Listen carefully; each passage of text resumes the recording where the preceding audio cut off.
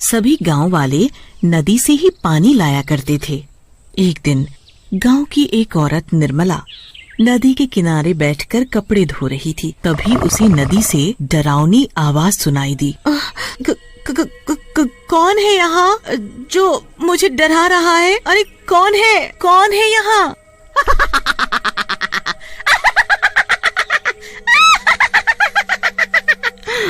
मैं हूँ, मैं। चुड़ैल भागो यहाँ से, भाग जाओ यहाँ से। निर्मला अपने कपड़े छोड़कर गांव में भाग जाती है। अरे ओ गांव वालों, सुनो, उस नदी पर मत जाना, उस नदी में एक चुड़ैल है। अरे क्या बोल रही हूँ बहन? चुड़ैल नदी में? सुबह ही तो हम सभी औरतें उस नदी से पानी भरकर लाई हैं, तब तो कोई चुड़ैल हमें दिखाई नहीं दी। कहीं तुम नींद में तो नहीं हो? अरे तुम लोगों को मेरी बातों पर यकीन नहीं है ना, तो खुद ही जाकर देख लो। हाँ भाइयों, चलो तो जरा नदी पर, हाँ, देखें कैसी चुड़ैल है। सभी गांव वाले नदी पर जाते हैं, पर वहाँ कोई चुड़ैल नहीं दिखती। अरे यहाँ तो कोई चुड़ैल मुड़ैल नहीं है, निर्मला को कोई वहम हुआ होगा। चलो भाइयों, अपना काम करें, हाँ? गांव वालों को नदी पर कोई चुड़ैल नहीं दिखती। फिर सभी लोग वहाँ से चले जाते हैं। अगले दिन सुबह सुबह सभी नदी पर आते हैं। कोई पानी भरने आता है, कोई कपड़े धो रहा होता है, तो कोई उसमें नहा रहा होता है। चुड़ैल नदी के अंदर थी, तो वो ये सब देख रही थी। ये सभी गांव वाले फिर नदी पर आ गए। ये ऐसे नहीं मानेंगे, इनका कुछ न कुछ तो करना पड़ेगा। तभी नदी पर गांव का एक आदमी सुखिया नहाने के लिए आता है। जैसे ही सुखिया नदी में नहाने के लिए अंदर घुसता है, नदी में अंदर बैठी चुड़ैल उसका पैर पकड़ लेती है। अरे अरे अरे अरे मेरा पैर किसने पकड़ा है? कौन है भाई नदी के अंदर? बचाओ बचाओ बचाओ!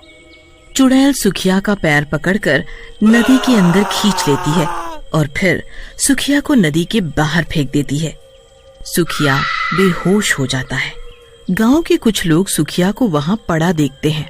सुखियो, ये तुम्हें क्या हुआ? अरे ये तो बेहोश है, इसे इसके घर ले चलो। जब ये होश में आएगा तब ये कुछ बताएगा कि ये बेहोश कैसे हुआ है।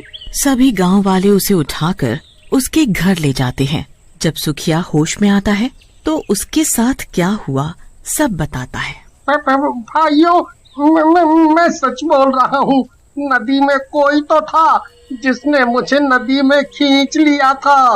अरे ये क्या हो रहा है? पहले निर्मला और अब ये सुखिया, तुम दोनों का दिमाग तो नहीं खराब हो गया? तुम लोग मेरी बात पर यकीन क्यों नहीं करते? मैं सच बोल रहा हूँ। अरे भाइयों, देख नहीं रहे कितनी भयंकर गर्मी पड़ रही है। गर्मी की वजह से सुखिया बेहोश हो गया होगा और कुछ नहीं। हाँ, तुम सही बोल रहे हो। ये सुखिया तो कुछ भी बोले जा रहा है। फिर सभी गांव वाले वहाँ से चले जाते हैं। कोई भी सुखिया की बातों पर यकीन नहीं करता। फिर भी सभी लोग नदी पर जाते, वो भी वहीं कपड़े धोने लगती हैं। तभी उस चुड़ैल की भयानक आवाज आती है और सभी औरतें वहाँ से भाग जाती हैं। ये लोग नहीं मानेंगे, इनका कुछ तो करना होगा। हाँ। नदी पर जो कचरा पड़ा होता है, वो कचरा उठाकर आधी रात को चुड़ैल गांव वालों के घर पर फेंक आती है। अरे सत्यानाश हो उसका, जिसने मेरे घर पर ये कूड़ा फेंका। अरे कोई है? मेरे घर पे कूड़ा किसने फेंक दिया? देखो जी, किसी ने हमारे घर पर इतना सारा कचरा फेंक दिया है, भला बताओ। ये सब देखकर पारो और मुरली गांव वालों से लड़ने लगते हैं। वो चुड़ैल फिर से आधी रात को नदी से निकलकर गांव में आती है और अब की नदी से ढेर सारी कीचड़ उठाकर शंकर के घर पर फेंककर चली जाती है। सुबह होते ही, रानी, ये अजीब सी बदबू कहाँ से आ रही है? हाँ जी, बदबू तो मुझे भी आ रही है। ये बदबू शायद बाहर से आ रही हो। दोनों बाहर जाकर देखते हैं तो उनके घर पर ढेर सारी कीचड़ पड़ी होती है। ए, ये कीचड़ किसने डाला मेरे घर पर? इसकी इतनी हिम्मत! ओए, क्या हुआ शंकर भाई, क्यों शोर मचा रहे हो? ए, अरे भाई जरा यहाँ देखो, किसी ने मेरे घर पर ये कीचड़ डाल दिया है। पता नहीं कौन है वो, अगर पता चल गया ना छोड़ूंगा नहीं उसे। हाँ। शांत रहो शंकर भाई, किसी ने तुम्हारे साथ मजाक किया होगा। कोई बात नहीं, अभी तो मैं चुप हूँ, पर अगली बार ऐसा कुछ हुआ ना तो उसे छोड़ूंगा नहीं। हाँ। सभी गांव वाले वहाँ से चले जाते हैं। जब रात को सभी गांव वाले सो जाते हैं तो नदी वाली चुड़ैल फिर से गांव में आती है। जब वो चुड़ैल कूड़ा उठाकर लोगों के घरों पर फेंक रही होती है, तभी गांव का एक आदमी किशन लाल अपने घर की खिड़की से उस चुड़ैल को कूड़ा फेंकते हुए देख लेता है। हमारे गांव में चुड़ैल, पर ये चुड़ैल यहाँ क्या कर रही है? अच्छा, अब पता चला, ये चुड़ैल ही थी जो सभी के घरों पर कूड़ा कचरा डाल जाती है। सुबह होते ही ये बात गांव वालों को बतानी पड़ेगी। भूरा के घर पर चुड़ैल कूड़ा डाल कर गई तो वो भूरा सभी गांव वालों से लड़ रहा होता है। हद हो गई अब तो, ये रोज रोज कौन कूड़ा कचरा डाल जाता है, कभी किसी के घर तो कभी किसी के। आज उसने मेरे घर पर कूड़ा डाला, उसकी इतनी हिम्मत, एक बार हाथ लग जाए छोड़ूंगा नहीं उसे। हाँ। किशन लाल ने रात में चुड़ैल को देखा था, तभी वो वहाँ आ जाता है। रुको रुको रुको, तुम सभी लोग लड़ना बंद करो। तुम सभी के घरों पर कूड़ा अपने गांव में किसी ने भी नहीं डाला। ये क्या बोल रहे हो तुम? मेरे घर पर किसी ने भी कूड़ा नहीं फेंका तो किसने फेंका? जल्दी बताओ जल्दी। हाँ, बताता हूँ। पहले तुम सब सरपंच जी के घर चलो, वहीं बताऊंगा सब। फिर सभी मिलकर सरपंच जी के घर जाते हैं। क्या बात है, तुम सभी लोग एक साथ यहाँ? सरपंच जी, बात ही कुछ ऐसी है कि सभी को यहाँ आना पड़ा। हाँ, बोलो ना। सरपंच जी, हमारे गांव में चुड़ैल है जो उस नदी के अंदर से आई थी। देखा, मैंने सच बोला था ना, उस नदी में चुड़ैल ही थी जिसे मैंने देखा था। इसका मतलब जब मैं नदी में नहाने गया था तो उसी चुड़ैल ने मेरे पैर पकड़े होंगे और मैं बेहोश हो गया था। हाँ, तुम सभी सही हो। उस नदी में एक चुड़ैल रहती है, मैंने खुद उसे देखा है गांव में। गांव में? हमें तो कभी कोई चुड़ैल दिखाई नहीं दी। किशन लाल सभी गांव वालों को बताता है। आधी रात को जब मैं पानी पीने के लिए उठा तो मेरी नजर खिड़की के बाहर गई तो देखा एक चुड़ैल सभी के घरों पर कूड़ा फैला रही थी। और तो और गांव में भी चारों तरफ कूड़ा ही कूड़ा फैला दिया। जब वो कूड़ा फैला कर जाने लगी तो मैंने उसका पीछा किया और वो चुड़ैल नदी के अंदर चली गई। पर मेरी समझ में ये नहीं आ रहा कि वो चुड़ैल ऐसा क्यों कर रही है। अब नदी पर जाना खतरे से खाली नहीं है। सरपंच जी, अगर हम लोग नदी पर नहीं जाएंगे तो पिएंगे क्या? और बाकी घर का सारा काम भी तो पानी से होता है, खाना बनाना, नहाना, कपड़े सभी। हाँ सरपंच जी, शंकर सही बोल रहा है। हमारे घर की औरतें नदी पर कैसे जाएंगी?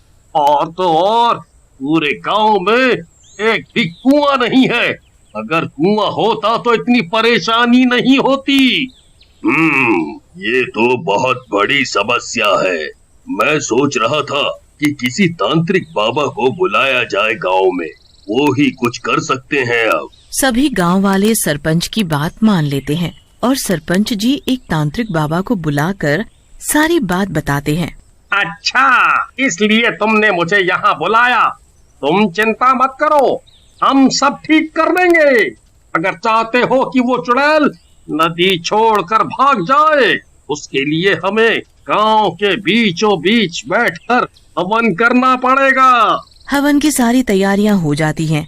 तांत्रिक बाबा हवन करने के लिए बैठ जाते हैं और सारे गांव वाले आसपास खड़े होकर देखते हैं। तांत्रिक बाबा मंत्र पढ़ते हैं और अपनी पोटली से भभूत निकालकर पूरे गांव में छिड़क देते हैं। सरपंच जी, वो चुड़ैल अब इस गांव में कभी नहीं आएगी। बाबा, गांव में चुड़ैल नहीं आएगी, पर नदी का क्या?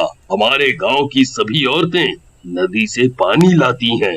तभी चुड़ैल वहाँ आ जाती है। तुम लोग मेरा कुछ नहीं बिगाड़ सकते, मैं बहुत ताकतवर हूँ। इस तांत्रिक को तो मैं फूंक मारकर हवा में उड़ा सकती हूँ। तुम क्यों गांव वालों को परेशान कर रही हो? वो लोग नदी पर जाते हैं पानी भरने, तो तुम उन्हें डरा कर भगा देती हो या फिर उनके घरों पर कूड़ा कचरा डाल देती हो। क्या कूड़ा कचरा मैं करती हूँ? जरा चलो तुम सब नदी पर मेरे साथ। चुड़ैल सभी गांव वालों को अपने साथ नदी पर ले जाती है। देखो, जरा इस नदी को तुम सब देखो। तुम लोगों ने इस नदी की क्या हालत कर दी है। मैं तो आराम से नदी के अंदर सो रही थी, पर तुम सभी गांव वालों ने इस नदी में इतना कचरा फैला दिया, जिसकी वजह से नदी का पानी दूषित हो गया और मुझे नदी के अंदर घुटन महसूस होने लगी, जिसकी वजह से मैं नदी के बाहर आ गई और तुम लोगों को यहाँ से भगा दिया। तुमने हमारी औरतों को पानी नहीं भरने दिया, हम लोग कहाँ जाएं अब पानी भरने? तुम लोग बहुत ही गंदे हो। अपना घर तो साफ रखते हो और सारी गंदगी नदी पर करते हो, तो कोई नहा रहा है उसमें। और तो और उसी में तुम लोग जानवरों को भी नहला रहे हो, फिर उसी पानी को तुम लोग पीने के लिए ले जाते हो। इतना गंदा पानी तुम सभी कैसे पी सकते हो? इसीलिए मैंने सोचा कि तुम लोग ऐसे नहीं मानोगे, तुम सबको सबक सिखाना जरूरी था। तुम सही बोल रही हो, तुमने हमारी आंखें खोल दी। आज के बाद हम सभी लोग नदी पर गंदगी नहीं करेंगे। हाँ, अगर हम सब नदी पर काम करेंगे तो गंदगी तो होगी ही। इसका हल भी मैं बताती हूँ। सरपंच जी, आप गांव में 2-3 कुएं बनवाएं। गांव में कुएं होंगे तो किसी को भी नदी पर आने की जरूरत नहीं होगी, सारा काम घर पर ही हो जाएगा।